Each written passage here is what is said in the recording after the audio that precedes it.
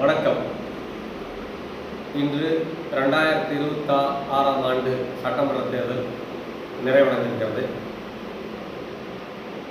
23/4/2026 மாலை 7 மணி. இன்றைய காணொலிக்கான நோக்கம்,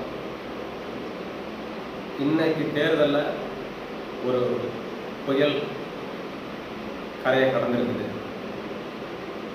இந்த தேர்தலில் மக்கள் ஆர்வமாக கடந்த கால தேர்தலுக்கு மாறாக வாக்களிச்சிருக்காங்க. தேர்தல் முடிவுகள் வருகின்ற மே 4ஆம் தேதி வெளியாகும். அதற்கு முன்னாடி கருத்து கணிப்புகளை பற்றி என்னுடைய கருத்தை பதிவு பண்ணுறதுக்காக இந்த காணொளி. கடந்த ஆண்டு ஜனவரி மாதத்தில் நான் ஒரு கருத்து கணிப்பு வேறொரு நோக்கத்துக்காக நடத்தினேன். அந்த கருத்து கணிப்பினுடைய 2ஆம் கட்டத்தை நான் கடந்த 2 மாதங்களாக உறுதிப்படுத்தியிருக்கேன். இந்த தேர்தலில் ஒரு மிகப்பெரிய அலை தமிழக வெற்றிக் கழகத்திற்கு ஆதரவாக அதனுடைய தலைவர் திரு ஜோசப் விஜய் அவர்களுக்கு ஆதரவாக இருந்திருக்கிறது. எங்களுடைய கருத்து கணிப்பின் அடிப்படையில் தமிழக சட்டமன்ற தேர்தலில் 150க்கும் மேற்பட்ட சட்டமன்ற தொகுதிகளை பெற்று தமிழக வெற்றிக் கழகம் ஆட்சி அமைக்கிறது. ஏறத்தாழ 3/2 பங்கு பெரும்பான்மை பெற்று தமிழக வெற்றிக் கழகம் ஆட்சி அமைக்கிறது. அடுத்த நிலையில் திராவிட முன்னேற்ற கழக கூட்டணியும், அதற்கு அடுத்த நிலையில் அனைத்து இந்திய அண்ணா திராவிட முன்னேற்ற கூட்டணியும் வந்திருக்குது. இந்த கருத்து கணிப்பை நான் நேற்றோ போன மாதமோ வெளியிடாததுக்கான காரணம் என்னென்னா, நானும் எங்களுடைய இயக்கமும் எந்த கட்சியும் சார்ந்தவர்கள் அல்ல, நடுநிலையாளர்கள். நான் எந்த கட்சியில் உறுப்பினராக இல்லை. இந்த கருத்து கணிப்பு வெளியிடப்பட்டால் அது தேர்தலில் பெரிய மாற்றத்தை கொண்டு வரலன்னு சொன்னால் கூட ஒரு சின்ன மாற்றத்தையாவது கொண்டு வந்திருக்கோம். நாங்கள் நடுநிலையாக இருப்பதால் அந்த கருத்து கணிப்பை வெளியிடல. இன்னைக்கு ஏன் இந்த காணொலி அப்படின்னு சொன்னால், கருத்து கணிப்பு அப்படிங்கிற பேரில் தமிழகத்தில் நடந்த கூத்தை மக்கள் பார்வைக்கும் அரசியல்வாதிகளுடைய பார்வைக்கும் கொண்டு வர்றதுக்காக தான். இதுவரைக்கும் வெளியிடப்பட்ட அத்தனை கருத்து கணிப்புகளிலும்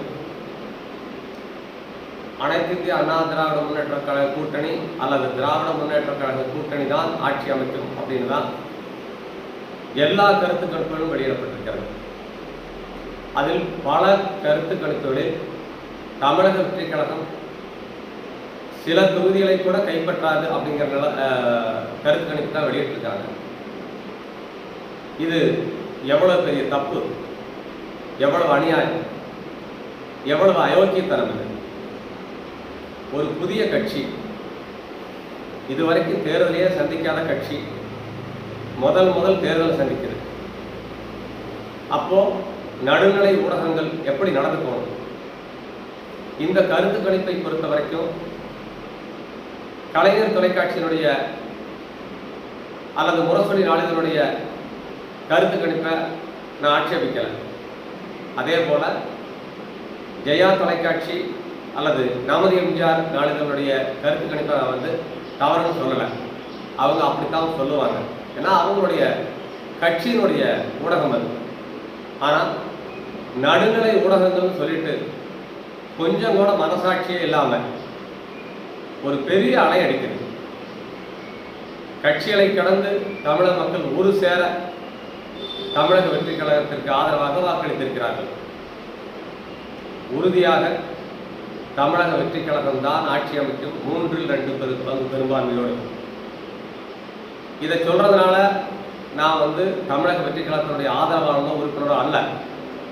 நான் எடுத்த ஒரு கருத்து கணிப்பு அதை மக்களுக்கு கொண்டு போகணுங்கிறதுக்காகவும், கருத்து கணிப்புங்கிற பேரில் தமிழ்நாட்டில் நடந்து கொண்டிருக்கிற கூத்தை மக்களுக்கு வெளிப்படுத்தணுங்கிறதுக்காக தான் இந்த காணொலி.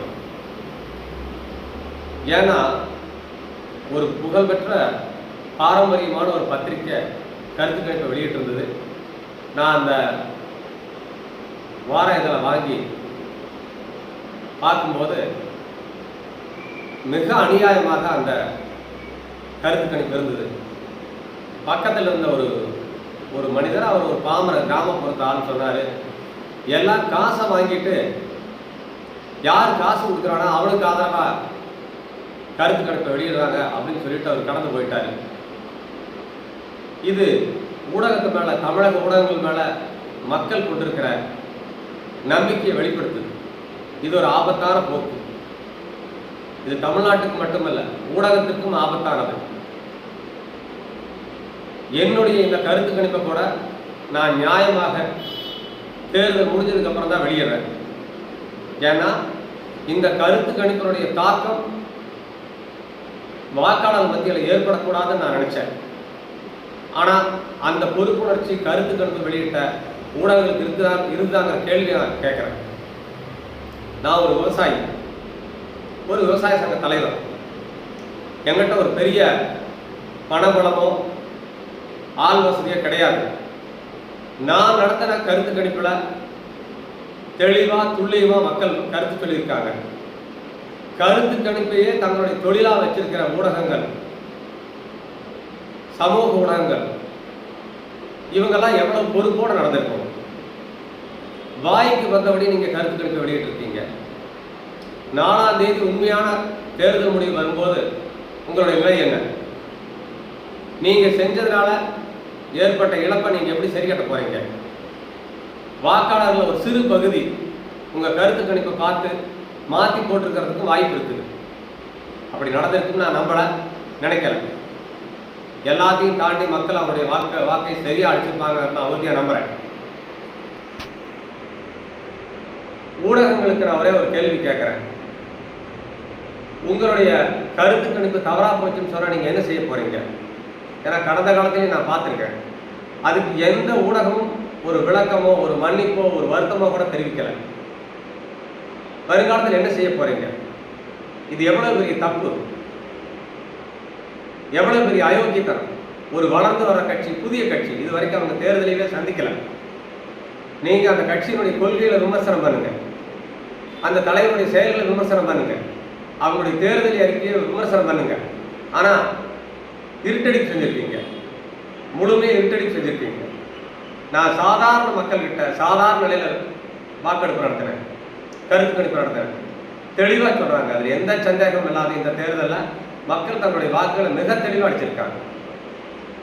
இன்னைக்கு தேர்தலில் வாக்களிக்கிறதுக்காக பெங்களூர்லேருந்து குடும்பமாக வந்த மக்கள் யாருக்கு வாக்களிச்சிருப்பாங்கன்னு உங்களுக்கும் தெரியும். வெளிநாடுகளிலிருந்து ஆயிரக்கணக்கில் லட்சக்கணக்கில் செலவு பண்ணிட்டு வந்து யாருக்கு வாக்களிச்சாங்கிறது உங்களுக்கு தெரியும். ஊடகங்களாக என்னை விட கூடுதலாக தெரிஞ்சிருக்கு. இத்தனை தெரிஞ்சிருந்தும் எப்படி இந்த மாதிரியான ஒரு கருத்து கணிப்பு உங்களால் வெளியிட முடிஞ்சது? மனசாட்சி இல்லாமல். என்னுடைய நோக்கம் இதுதான். இனிமேலாவது ஊடகங்கள் மனசாட்சியோடு நடந்துக்கணும்.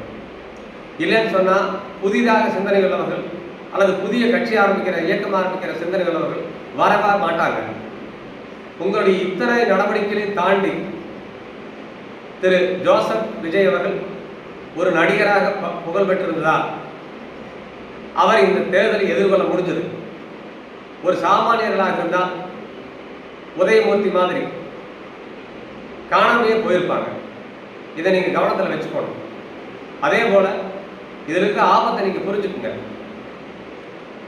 வெற்றி பெற்று பதவியேற்ற தமிழக வெற்றி கழகம் ஒருவேளை திராவிட முன்னேற்ற கழகத்து மாதிரி நடக்க ஆரம்பிச்சதுன்னு சொன்னால், ஊடகவியலாளரான திரு சவுக்கு சங்கர், திரு கிஷோர் கே சுவாமி, திரு மாரிதாஸ் ஆகியோர் மீது போடப்பட்ட வழக்குகள், குண்டாஸ், இதெல்லாம் உங்களுக்கு தெரியும். இதே மாதிரியான ஒரு நிலைப்பாட்டை நாளைக்கு தமிழக வெற்றி கழகம் உங்கள் மேலே நடந்துச்சுன்னு சொன்னால், எங்களை போன்ற நடுநிலையாளர்கள் உங்களுக்கு ஆதரவாக கூட குரல் கொடுக்க முடியாது. ஏன்னா கருத்து கணிப்புங்கிற பேரில் நீங்கள் அந்த கட்சிக்கு மிகப்பெரிய துரோகத்தை பண்ணியிருக்கீங்க, மிகப்பெரிய இழப்பை ஏற்படுத்தியிருக்கீங்க. அது மட்டுமல்ல, நீங்கள் அந்த தொண்டர்களை, உண்மைதான், தமிழக வெற்றி கழகத்தினுடைய அடிப்படை தொண்டர்கள் வந்து திரு விஜய் அவருடைய ரசிகர்கள் தான். அதில் ஒன்றும் ரகசியம் கிடையாது. அவரே ஒத்துக்கிறாரு, அந்த தொண்டர்களும் ஒத்துக்கிறாங்க, அந்த பொறுப்பாளர்களும் ஒத்துக்கிறாங்க. அவங்கள வந்து தற்குறிகள், அணில் குஞ்சுகள், பைக்கில் போய் சக்கரத்தில் விழுகிறாங்க, எவ்வளவு கொச்சப்படுத்தினீங்க. இதுவா ஊடக தர்மம்? எதை நீங்கள் விமர்சிச்சு போகணும்? அந்த கட்சியினுடைய கொள்கைகளை விமர்சிச்சுக்கணும், அந்த கட்சியினுடைய தேர்தல் அறிக்கையை விமர்சிச்சுக்கணும்.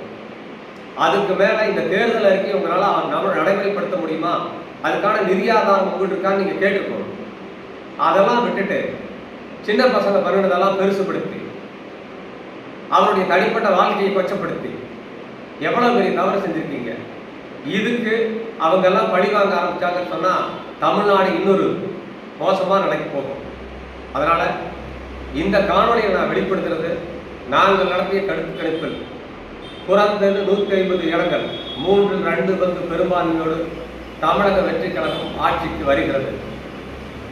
மரியாதைக்குரிய திரு ஜோசப் விஜய் அவர்கள் தமிழகத்தினுடைய தலைமை அமைச்சராக, மாநிலத்துடைய முதல்வராக பொறுப்பேற்கப் போகிறார். இதுதான் கருத்து கணிப்பு. இதுல இந்த கருத்து கணிப்பு குறித்து பின்னூட்டத்தில் தங்களுடைய கருத்தை வெளியிடக்கூடியவர்களுக்கு ஒரு வேண்டுகோள் வைக்கிறேன். நான் நம்முடைய அமைப்பை சார்ந்தவர்களுக்கும் ஒரு வேண்டுகோள் வைக்கிறேன். நாம் நடுநிலையாளர்கள், நமக்கு எந்த கட்சி ஆதரவு எதிர்ப்பு கிடையாது. இந்த காணொலி ஊடக தர்மத்திற்காக வெளியிடப்பட்டது. இந்த காணொலியுடைய தொடர்ச்சியா நீங்க கருத்து தெரிவிக்கிறதுனா தயவு செய்து ஒரு 10 நாள் பொறுத்திருங்க. 4ஆம் தேதிக்கு மேல நீங்க என்ன வேணாலும் சொல்லுங்க, என்ன வேணாலும் திட்டுங்க. என்ன அதுக்காக தேவையில்லாத என் குடும்பத்தில் இருக்கிறவங்களால எடுத்துட்டு இருக்க வேண்டாம்.